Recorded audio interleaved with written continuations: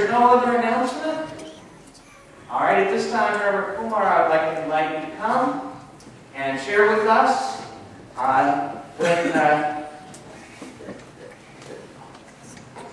when you're finished, Reverend Staff will offer the benediction. So, all right.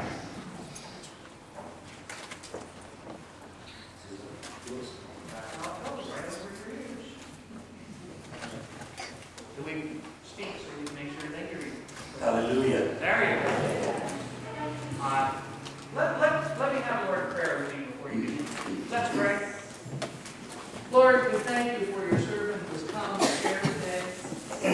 And we just pray that you would prepare our hearts to receive the message that you've given him this year, that we might be blessed by his presence.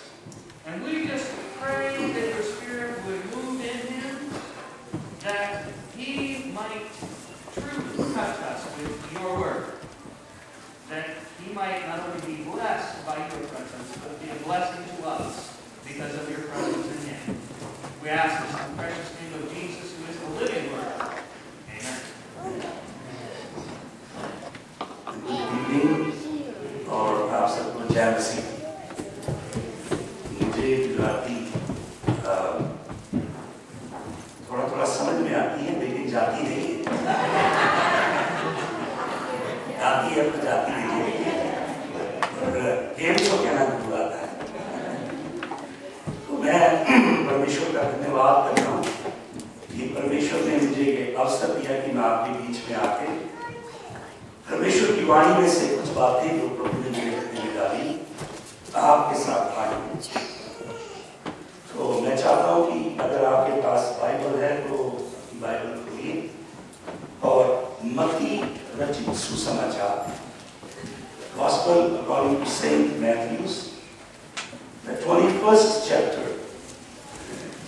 मत्ती रचित सुसमाचार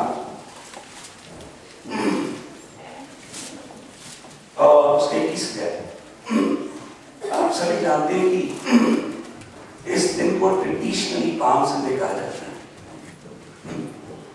और अगर आप अपनी Bible में पढ़ेंगे तो उसके ऊपर जो टाइटल दिया गया है तो वो उसमें लिखा है द ट्रायम्फल एंट्री। इस दिन प्रभु यीशु मसीह ने अपने आप को इस्राएली राष्ट्र पे राजा के रूप में प्रस्तुत किया। एक बहुत बड़े बाइबल की विद्वान है, उनका नाम है रॉबर्ट एंडरसन। उन्होंने बाइबल की क्रोनोलॉजी का बड़ा गहन अध्ययन किया है और उनकी एक बड़ी खास किताब है जिसमें उन्होंने लिखा है कि प्रभु यीशु मसीह डैनियल नबी की अगर पुस्तक पढ़ी जाए उसके 9 अध्याय के 25 वचन को, जहां पे भविष्यवक्ता डैनियल 70 सप्ताह के विषय में लिखता है, जिसे हम 70 वीक प्रोफेसी कहते हैं। तो उसका पूरा उन्होंने एनालिसिस किया है और ये निष्कर्ष निकाला है कि प्रभु यीशु मसीह 6 अप्रैल 30 AD को, अप्रैल का 6वां दिन और 30 AD, आज से लगभग 1979 years, 1979 साल पहले 6 अप्रैल के दिन यरूशलेम में दाखिल हुए। तो मैं वचन आपके लिए पढ़ूंगा, लेकिन मैं चाहता हूँ कि कोई उसे हिंदी और गुजराती में पढ़े। मत्ती रचित सुसमाचार से उसका पहला वचन यहाँ पे लिखा, Now when they drew near to Jerusalem and came to Bethphage, to the Mount of Olives, then Jesus sent 2 disciples, saying to them, Go into the village in front of you, and immediately you will find a donkey tied and a colt with her.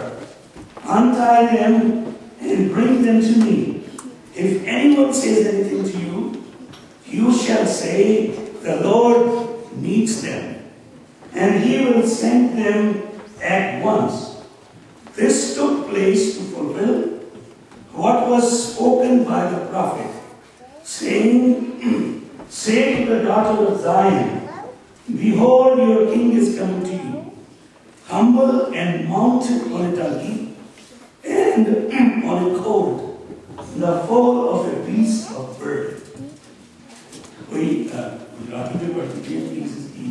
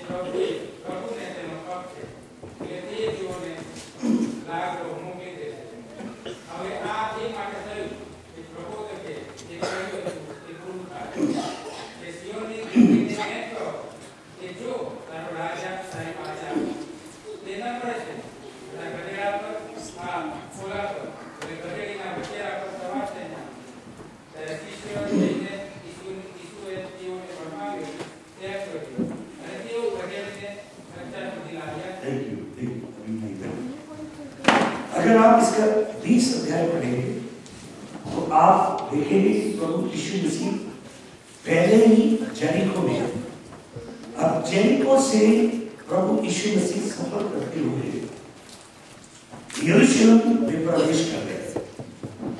Jericho से प्रभु यीशु मसीह ने ये different राउट किए। Bible में यीशु मसीह की जितनी यात्राएं हैं, उनमें प्रभु यीशु मसीह ने ये नॉर्दर्न ईस्टर्न राउट नहीं लिया, लेकिन यहाँ पे अगर आप देखेंगे बैकपैक से होकर प्रभु यीशु मसीह आ रहे, लगभग 17 माइल्स की यात्रा है, 17 मील का लंबा सफर है। और प्रभु यीशु मसीह ने जानबूझ के माउंट ऑफ ऑलिव्स से फिर वेस्टर्न साइड जो कि किद्रोन की वैली है, और वहां से घूम के ईस्टर्न गेट, अगर आप ज्योग्राफी जानते हैं तो अगर आप इस राउट को देखेंगे बना के तो आपको पता लगेगा कि प्रभु यीशु मसीह जानबूझ के नॉर्दर्न ईस्टर्न साइड के लंबे राउट से 300 फीट का ऊंचाई का उन्होंने यात्रा किया, फिर कितने हजार फीट की वैली की यात्रा की, किद्रोन वैली। और प्रभु यीशु मसीह का उद्देश्य ये था कि यरीहो से घूम के नॉर्दर्न ईस्टर्न साइड से होते हुए प्रभु यीशु मसीह जो ईस्टर्न गेट है, जिसे हम पूर्वी द्वार कहते हैं, यरूशलेम के 12 थे। यरूशलेम उस जमाने में पहाड़ पे बना हुआ एक शहर है, और जो इसका जो पूर्वी द्वार है वो बड़ा महत्वपूर्ण है। उस समय उस पूर्वी द्वार को या ईस्टर्न गेट को शीप गेट कहा जाता है, और ये यरूशलेम की जो हैकल की मंदिर था उसके सबसे पास का द्वार था। इसलिए जब लोग यात्रा करते थे, साल में 3 बार यहूदी जो पुरुष होते थे उनके लिए व्यवस्था के लिहाज से ये आज्ञा थी कि साल में 3 बार में यरूशलेम आना पड़ता था। और उसके अलावा 7 अलग अलग पर्व जो यहूदी लोग मनाते थे, समय समय पे उन्हें यरूशलेम भवन में परमेश्वर के आना पड़ता था, क्योंकि जो परमेश्वर का भवन था, परमेश्वर की टेंपल थी यरूशलेम में, वो इस्राएली लोगों के जीवन का केंद्र बिंदु था। इस्राएली लोगों का संपूर्ण जीवन, उनके जीवन का वो राजनीतिक पहलू हो, आर्थिक पहलू हो, सामाजिक पहलू हो या आध्यात्मिक पहलू, उनके जीवन का हर एक हिस्सा यरूशलेम के मंदिर के साथ जुड़ा हुआ था।